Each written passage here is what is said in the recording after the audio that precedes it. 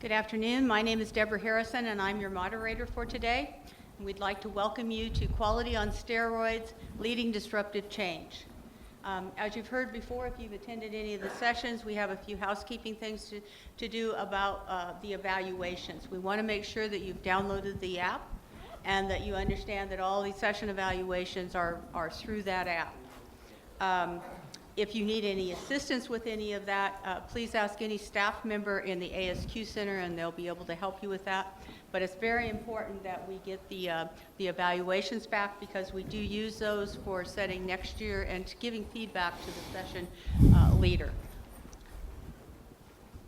With that, I'd like to introduce Willy Vandenbrande. He is the president of QS Consult, a European consulting agency that assists organizations in various aspects of quality management. His client list includes a wide variety of manufacturing companies, as well as service and nonprofit organizations.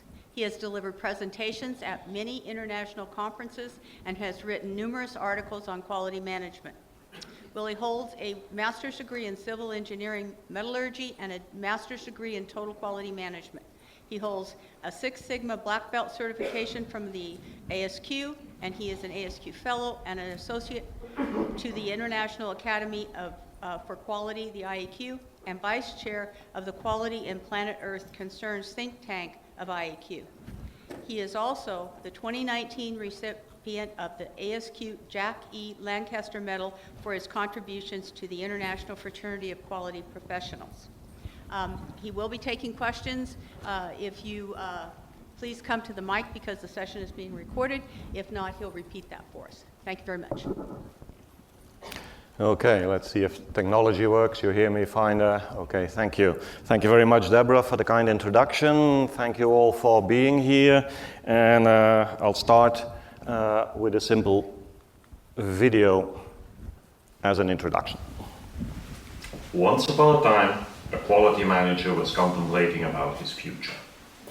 Things were changing rapidly around him, and it seemed as if big data, artificial intelligence, and the Internet of Things were taking over the planet in general, and his company and job in particular.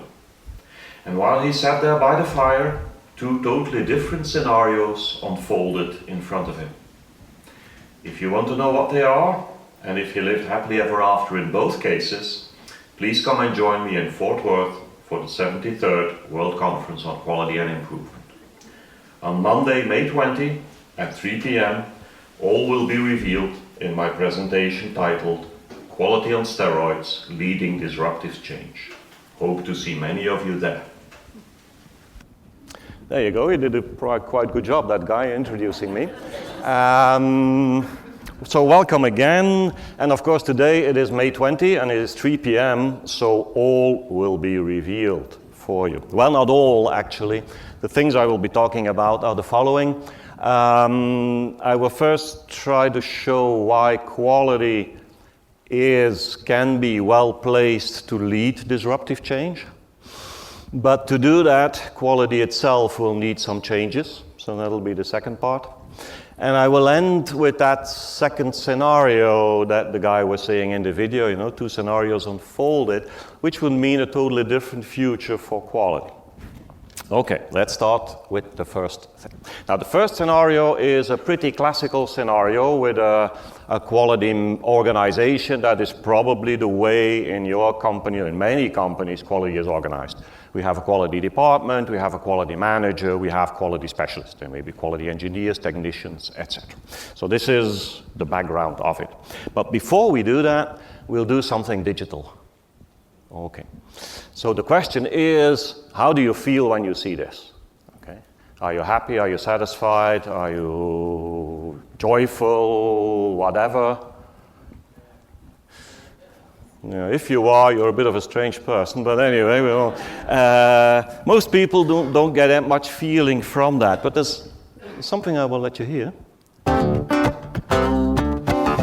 This is music, and music can make us feel things. Quality is feeling, so music can make us feel things. This is the hexadecimal code of that piece of music. Now, one of the most digitized industries, disrupted industries, is the music industry. However, nobody consumes this. We consume music.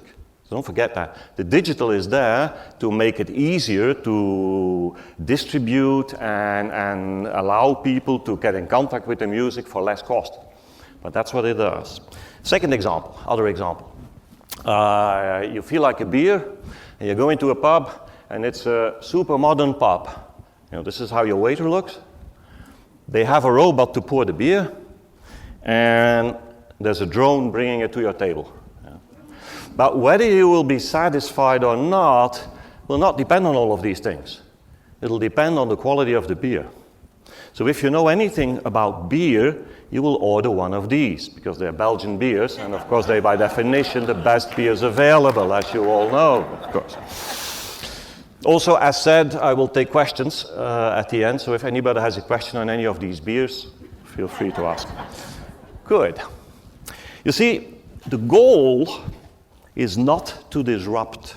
We talk about disruptive change and digital disruption, but the goal is not to disrupt. In automation, the goal is not to automate. In big data, the goal is again not to have the biggest big data. And actually, even in this digital disruption, the goal, the target, the objective is not to digitize. See? And there's a big risk of mixing up means and goals. So I will try to show, we're all quality professionals, that quality is best placed to lead this, but of course other parts of the organization could do a good job in that. But what in my view is the worst part of the organization to lead this would be IT. Because there's the biggest risk of mixing up means and goals. Now the company of the future will have a couple of tasks and challenges. It'll need to serve its customers better, and with better I mean it'll need to serve them better than today, and tomorrow better than today, and better than its competition. And competition is renewed and is coming very fast. So that's one thing. The company of the future will need to be profitable. You know, there has to be more money coming out than going in. And actually some of these high-tech and very digitized things may have to get their act together on this thing because they might get into trouble. And the company of the future will need to be innovative, because we now talk about Internet of Things and artificial intelligence, but in 5 years there may be other things coming up, so you'll have to continuously, you will need to innovate. Fundamentally, the company of the future will have to do exactly the same thing as the company of today. Yeah? That is what companies will always need to do, no matter when. However, with these digitized possibilities, they are enormous. So there are great things that you can do. You can do things in a different way, but these are the goals. These are the things that you will need to do, always. Okay. I'll give an example of automation. There's a very famous sentence, and I didn't write it in full, because, maybe they would have refused it. But the sentence actually goes, if you automate shit, you get automated shit. Pardon my French. Which basically means it'll be more predictable, it'll be a lot faster, but it will still be rubbish. Okay? So you can't just say, let's automate. You need to think about this. For instance, is automation really the answer? I work a lot with small organizations, and when I ask them, why don't you automate? They say two things. One, cost, and two, you cannot believe how flexible our current machine is. Homo sapiens sapiens, our operator.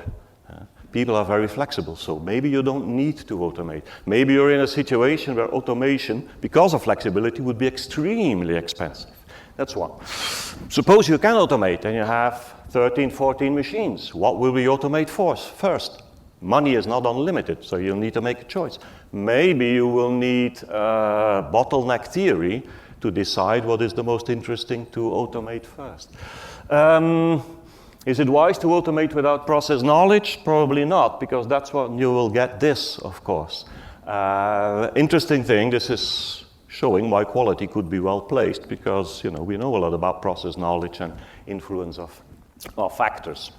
Things like artificial intelligence and machine learning, I'm not a specialist on that by any means, but I have regular conversations with a local company in Belgium that does that, machine learning. And basically, limitations are not computer capacity, limitations are not the complexity of the software. Limitations are the data signals, the sensors, and so on. Actually, our keynote speaker this morning talked about that. And very important, the quality of that data. That's garbage in, garbage out. So again, you don't want that. And what I also see a lot is the integration of technology with people, what the Japanese normally call automation. I see a lot more investment, at least in Belgium, in my area, in cobots than in robots. So in machines that help the operator do his job better, safer, in a better environment, and so on. So you see, it's not about let's automate. It's about thinking. And why would quality then be well placed to do that? Well, quality is by definition value creation and customer satisfaction oriented. Okay? Remember, serve your customers better. That's one of these things. So we are good at, well, I'll make a little comment on that later on, but fundamentally we know the ultimate decision of whether we are good or not will be made by the customer. Okay? So we need to focus on that. We are real drivers of financial sustainability. More must come out than goes in. With your Six Sigma projects, with lean efforts, basically we help the financial sustainability of organizations. We are improvement driven. Continual improvement or continuous improvement, so there's a language discussion there sometimes, but this is what we do. And finally, we are process oriented. Okay, we do a lot about processes, we think in processes, we work in processes. And all of these things help achieve these goals, and they could also help define what would be the best way to digitize the organization. That's why quality is well placed. However, and this is going to be the bulk of the presentation, if we are to lead that change, we ourselves will probably also need to change. You know, there are many things that we do very well, but sometimes on some elements we could do better, especially in a more rapidly changing world. Okay? I'll talk about these changes in three levels, or three groups, let's say. Knowledge, new knowledge may be needed, different knowledge. Mindset, and ambition. The most important one will be the mindset. That I will talk about the longest, okay? So knowledge, mindset, and ambition. And let's start with the knowledge. And I don't know if people are familiar with Alvin Toffler. You have to learn, unlearn, relearn, so the cycle of getting new knowledge.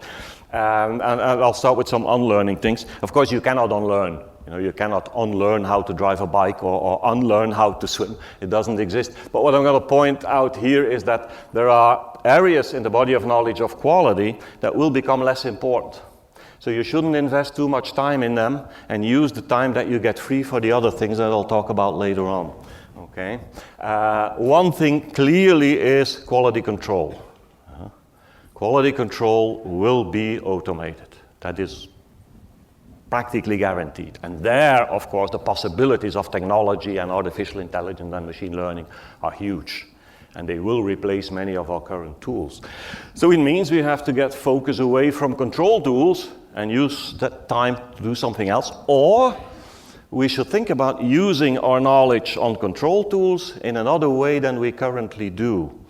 My conviction is that the future of SPC will not lie in process control, because that will be automated, but it might lie in better managerial control.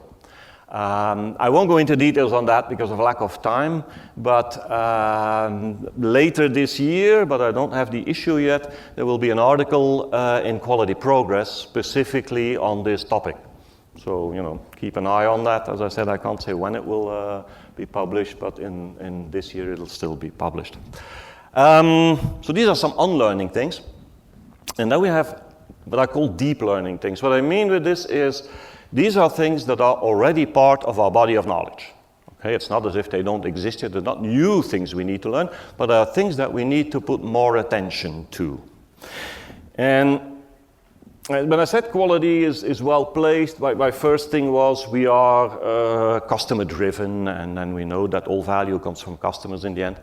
I have to say, very often I see that as theory. When I look in companies, in practice it is not always the case. I see many quality managers that have very little contact with customers directly. In some organizations, zero. Okay? So this is something we need to work on very hard, I think. So one of the first deep learn elements is this voice of the customer. Contact with customers, knowing what customers want, what makes them satisfied, that sort of thing. And I think there we need to put much more attention on. Okay. The second issue is quality of design. So basically what I mean is our quality knowledge, we use a lot of that in operations, but we need to shift that upstream, closer to the customer, closer to design, because that's where quality is going to be made.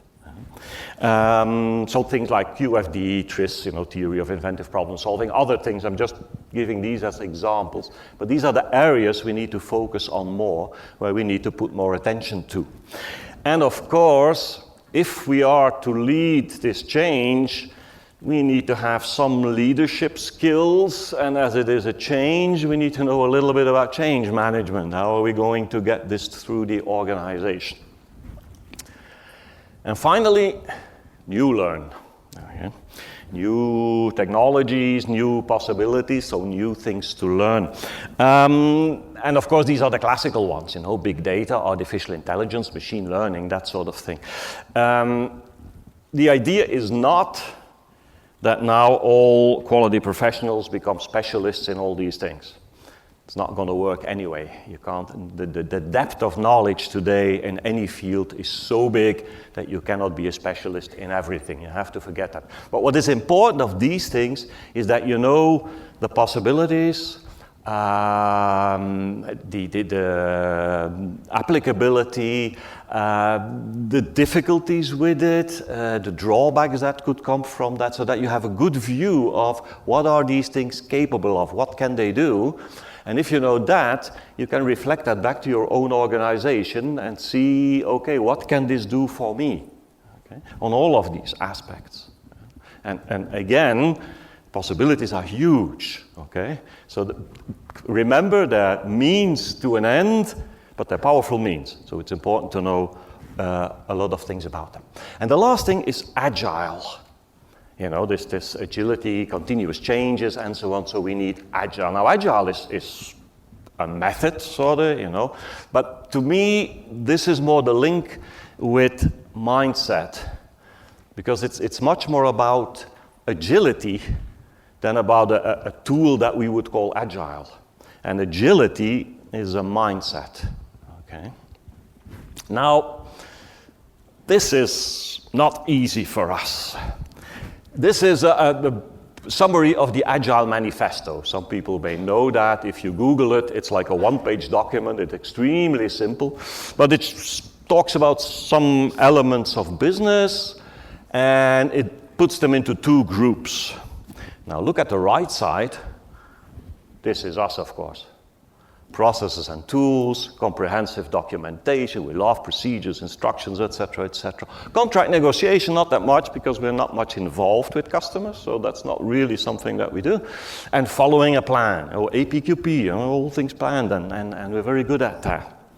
Now, the drawback of that is this little sentence underneath here. While there is value in the items on the right, us, there's value in us, we value the items on the left more. That's not good. And what are the values on the left? The values on the left are things as individuals and interactions. Now, this is an interesting one. There's a saying, some people may know that, culture eats process for lunch every day. That's this line. It's about individuals and interactions. The way we work together has more value than processes and tools. Culture eats process for lunch every day. We're thinking about a working product. rather than comprehensive documentation. I'll say a little bit more about that later.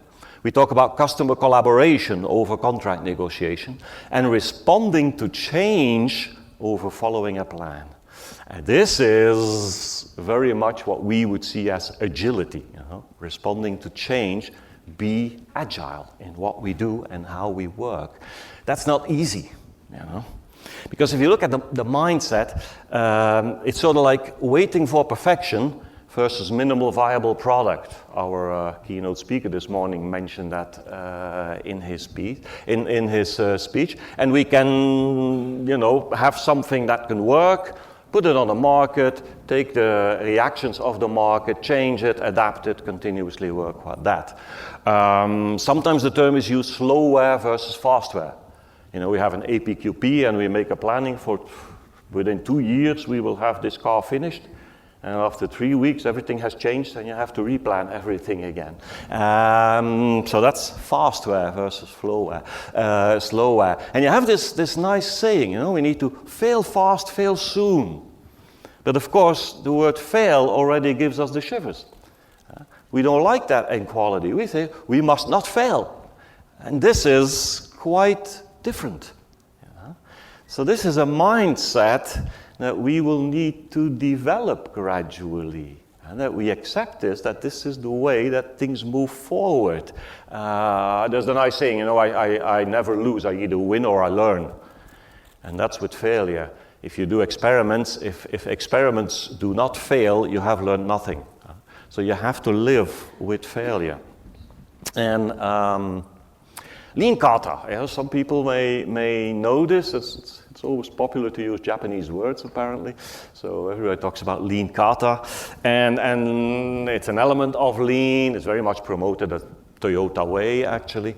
And it's about setting a true north and a target condition. And then generally, what should we do to reach the target condition? But the important element is here. Define single factor experiments, perform single experiments, and learn and continue. This is actually, within Toyota, the key of their advancements. But very important in that, this has to be done by everybody in the organization. All of us work together towards the true north. And we try out what works and what does not work in very small experiments throughout the organization. Now, if you want to control this process, it'll no longer work, for the simple reason that you will make it too heavy. And here, you allow people to fail. Because I know how that goes in organization. We are innovative, and I like the statement, innovation is investment in failure or budgeting for failure, which is really a nice sentence. And so here you are allowed to fail, but I have seen examples where if you fail like 2 times, it's not a good idea for your career. So we're very good at saying that we allow people to fail, but in practice it's sometimes not that easy. You see, the key element in this, and in this whole agility thing actually, is trust in people. If you don't trust your people, this can never work. And actually, there's a lot of publications on why initiatives fail. Why do Six Sigma initiatives fail? Why do Lean initiatives fail? And so on and so on. A major element in all of them, according to me, is lack of trust in people. Now, how good are we in the quality community in trusting people? We have nice slogans. In God we trust, the rest we audit. Now, that's not very trustworthy to our people, is it? So I think this is something that we need to think about. We have still, ASQ, originally it was ASQC, and ages ago it was changed in ASQ, but we still have some of that C in our genes. We may need to do something about, we're still very much in control mode. And I'll give you a couple of examples of how that can be negative for quality. There are practical things that I saw. The first one is about a food audit. This is a customer of mine, and they are audited by their customer. Okay, and the audit is in a storage area. Well, they arrive at a storage area. The auditor enters that room, and I don't know what to say there. There's a document hanging there, so immediately he walks to that document. And the document is something classical about cleaning. It's like week 1, week 2, week 3, week 4, and then you fill in the date and you sign to indicate that you have cleaned every week that area. Okay? In that document that covers about 3 to 4 months, there's one signature missing. Auditor makes a big deal of it. Not good. Major non-conformity, there's a thing like that. So there's a whole discussion with the quality manager. But one of the people in the team is the operations manager. Yeah? And he gets a bit annoyed. Well, I know the guy, he gets angry, but he gets a bit annoyed. And he says, yes, but dear sir, the whole meaning of this thing is to make sure that it is clean. Now please, have a look. Is it clean? Is that not what you should be auditing? Is this thing working, yes or no? And isn't that not much more important than this one signature missing? Okay, that's one example. The second example is about wasted energy. And what I mean is that people get the impression that they need to put energy in things that they don't think are important, but that quality demands them to do. And I'll give you 2 examples. They're very close together. The one is not that long ago, we had a very big teacher strike in Flanders, the area where I live. And it was a strike from kindergarten to university, so a really wide strike. And the question was asked to one of the teachers, so what are sort of the things that bother you while you are on strike? And he said, well, we get these audits and visitations and accreditations, and actually we get the impression that the only thing that is important is that everything looks nice on paper. And in order to make sure that everything looks nice on paper, we have to spend more and more time on administration. And as a result, I have less time to prepare my lessons properly. I have less time to talk to pupils where I see they're going maybe the wrong way. Fundamentally, I am forced to put energy into things that are not helping the primary process, that are actually hindering the primary process. The second example is even more personal. I have a little shoulder problem. And so I went to see a surgeon. Now, fortunately, I didn't need surgery in the end, but I went to see a surgeon. So he was examining the shoulder, and at a certain point in time, he asked, so what do you do? I do consulting work. And what kind of consulting work? Quality management. Now, at that point, he gives me a really very bad look. So let me tell you something, it's not a good idea when your surgeon gives you a bad look, okay? You don't want that. He gives me a really bad look. Why? Because he just had an audit. He works privately, he does some work in the hospital. Now in the hospital, they have an operating theater where they have 4 operating rooms. And there's a small room where they have a little computer where in between operations they can have a quick check on some administrative things or look something up quickly if they want to. Now the auditor comes in there and says there is a rule that says it is not allowed to mix operating activities with administration. This little room with that computer has to go. The consequence of this is that if these people need to do something quickly administratively, they will have to leave that operating room, go into a non-sterile environment, have to go through the whole thing. Again, they are forced to do things that hinder the primary process. These are professionals. Professionals want to do the things they are educated for. A teacher wants to teach. A physician wants to be with his patients. And we have to be very careful that we as quality don't invent rules sometimes that really don't help the primary process. It is this value chain that needs to work well. Okay. Now a totally different, because positive example, is something about speed of change. And this is from quite some time ago. I worked with a company and I did a lot of work with them on TPM implementation. My work was mainly on design of experiments. But they also wanted to go for a TPM award. And they had, Total Productive Maintenance Award. I'm sorry, I'm using these abbreviations, so easy, Total Productive Maintenance Award. And they had a Japanese consultant to do that consulting. Now, this Japanese consultant, he did the following. He would come every 6 weeks for 3 or 4 days. He'd enter the factory and he would walk around. Management by walking around used to be an interesting thing. He'd walk around and he noticed things. He said, it's pretty dirty in that corner, isn't it? Oh, yeah, well, dirty in that corner. He would look at the graph, the KPI, and he would say, well, isn't it strange that you have a KPI here, and for the last 2 years you haven't reached the target? He would look at the reject. He'd say, I think that the reject rate on this process, isn't this a bit high? And so on, and so on. And he would ask questions about, how do you know which parameters in this process are important, and so on and so on. That were the sort of things he would ask. Yeah. And then 6 weeks later, he would be back, and we'd do exactly the same thing. He'd walk around in the organization. But he had a hell of a memory. Yeah. So he would walk, and he would say, isn't that the corner that was also dirty like 6 weeks ago? And he emphasized continuously only one thing. Speed of change.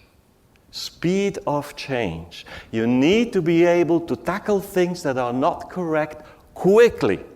To do that, you need everybody doing that.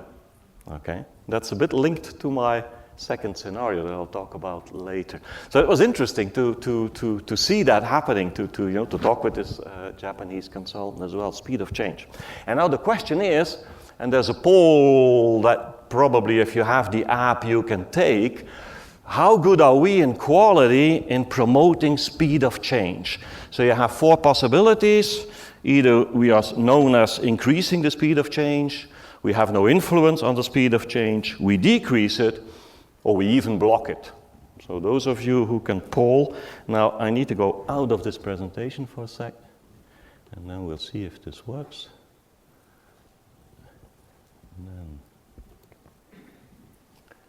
And then I'll need to refresh it.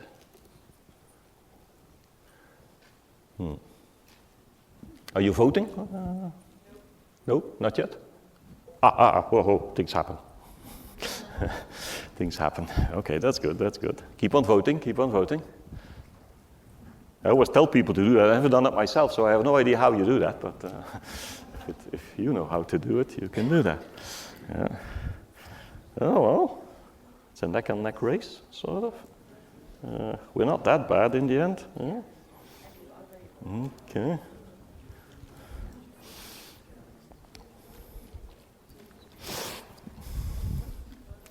So if you look at, still people voting, okay. If you look at increasing and no influence, you're at 47.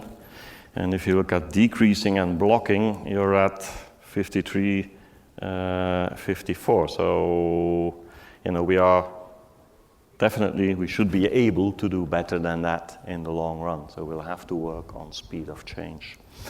Thank you for your contribution. Now, let's see if this goes.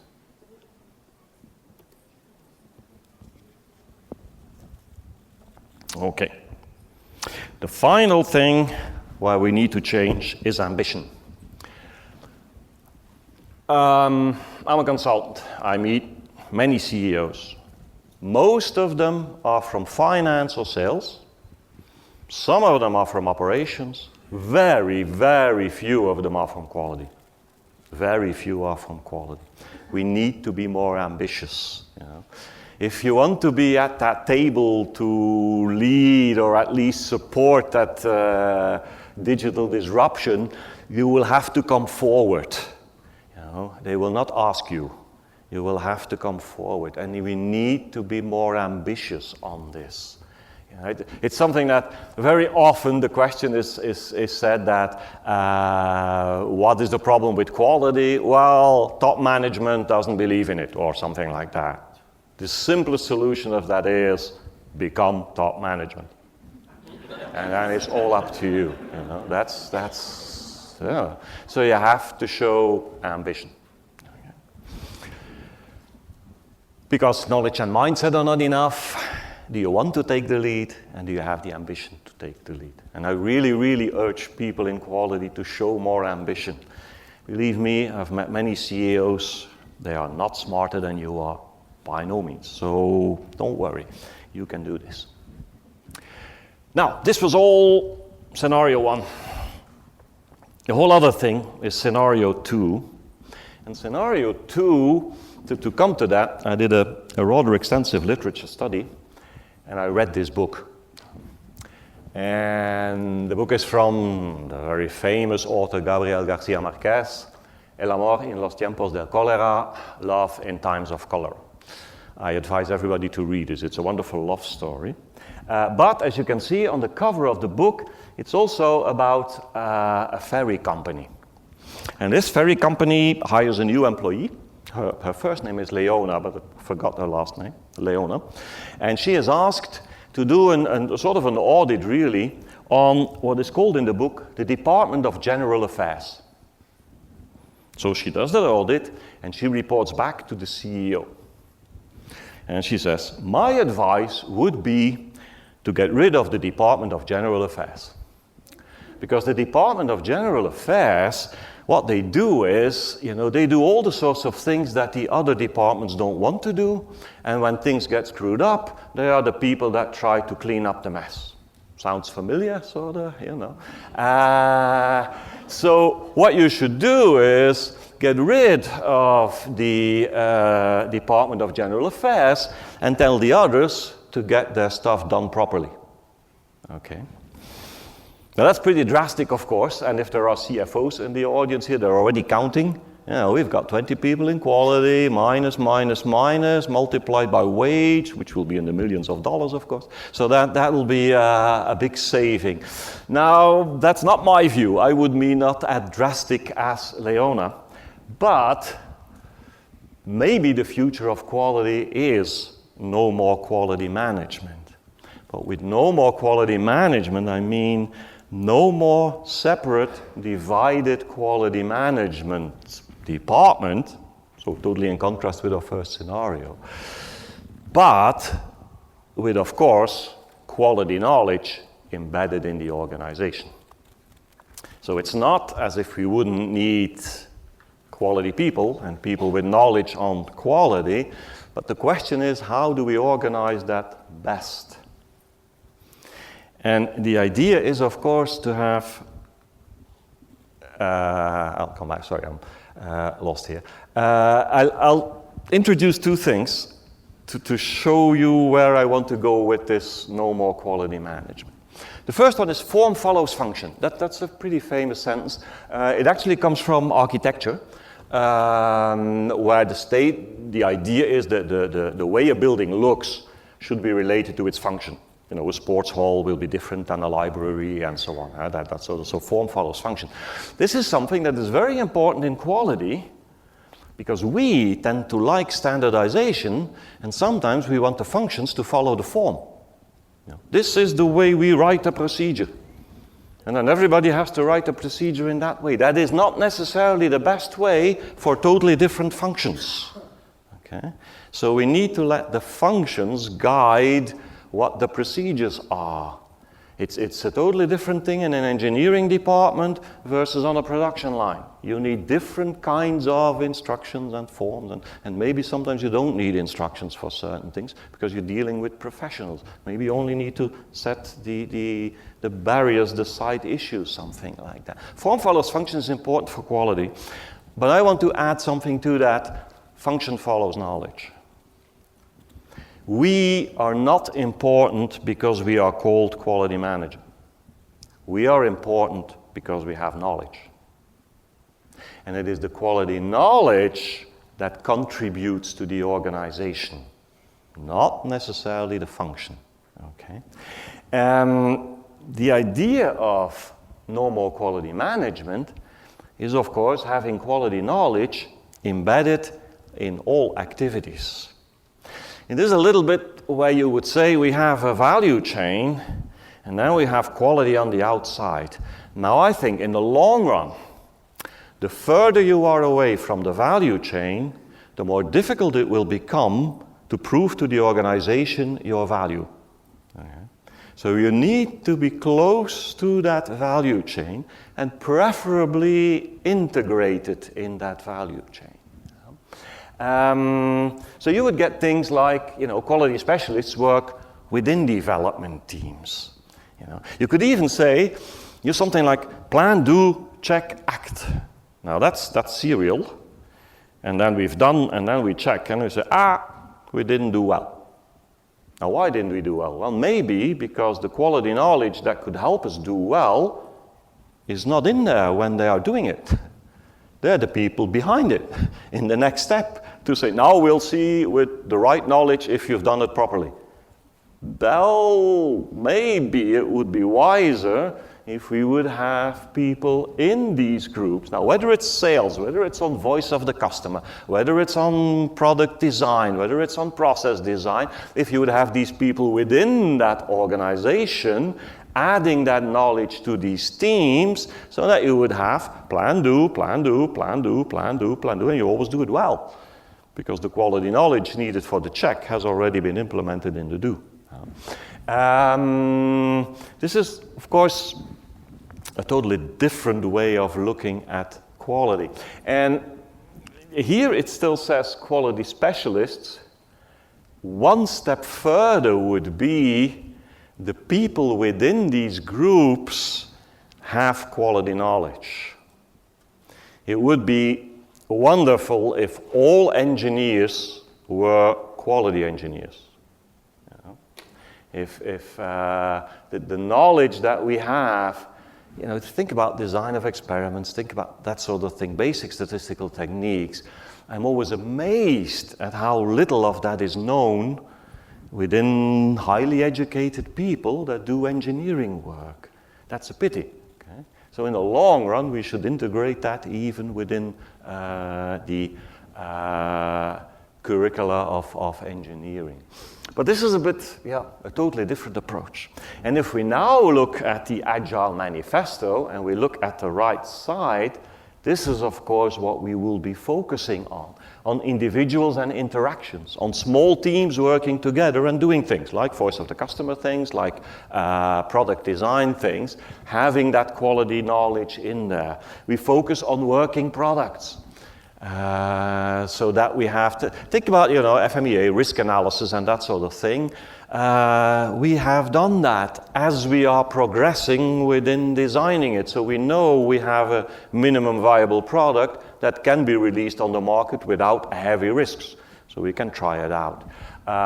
Customer collaboration, very, very important. And no matter what structure you have, that's also what I urge you, talk to your customers. You as quality people. Not through sales and no, you talk directly to your customer. You go and visit your customer. You need to know them. This is independent of what I'm saying here. But the most important element in that is responding to change. You will have a much more agile organization if this knowledge is embedded within everything that you do.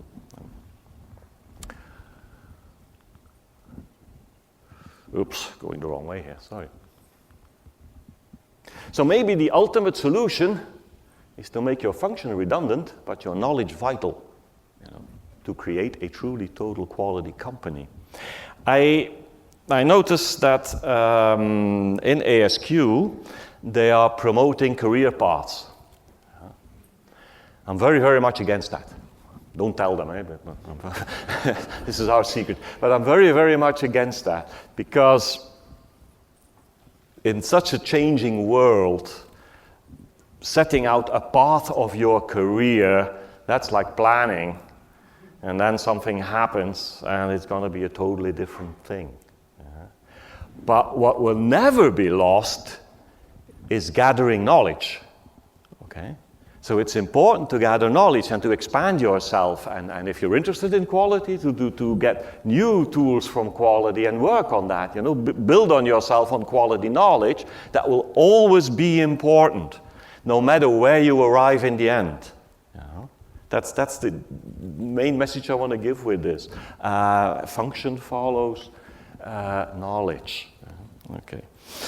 Now, Deborah's taking out a plaque. I'm well on time. No, I'll add a little bit to this.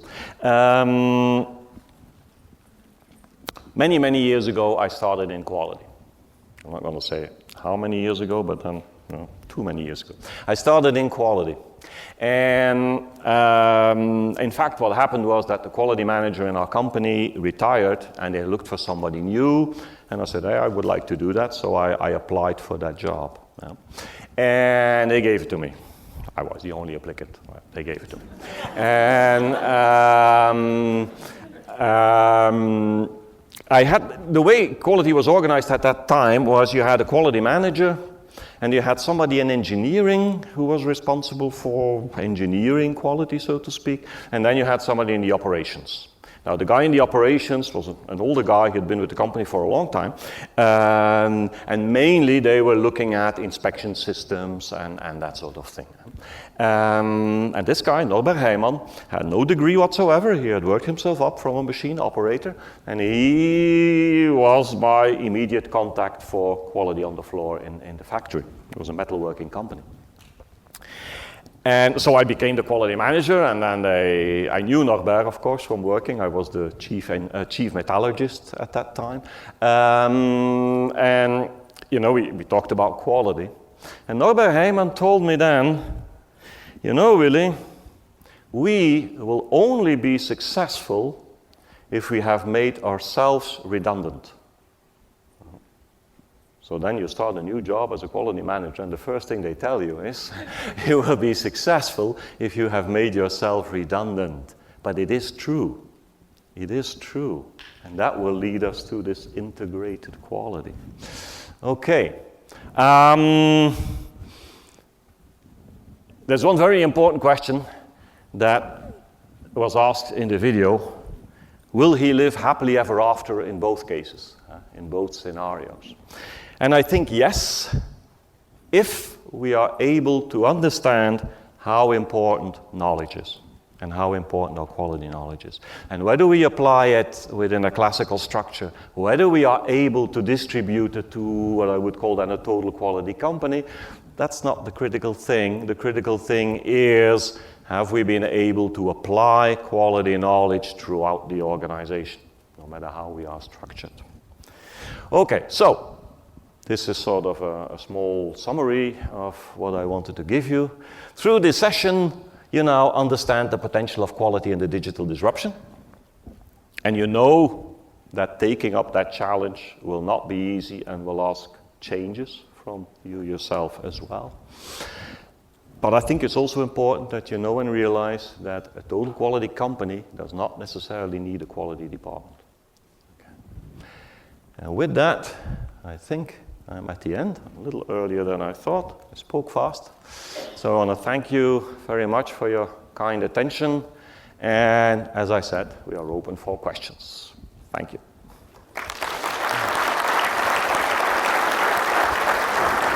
Could you come to the mic? Okay. Shall I put that beer slide on for you? Or?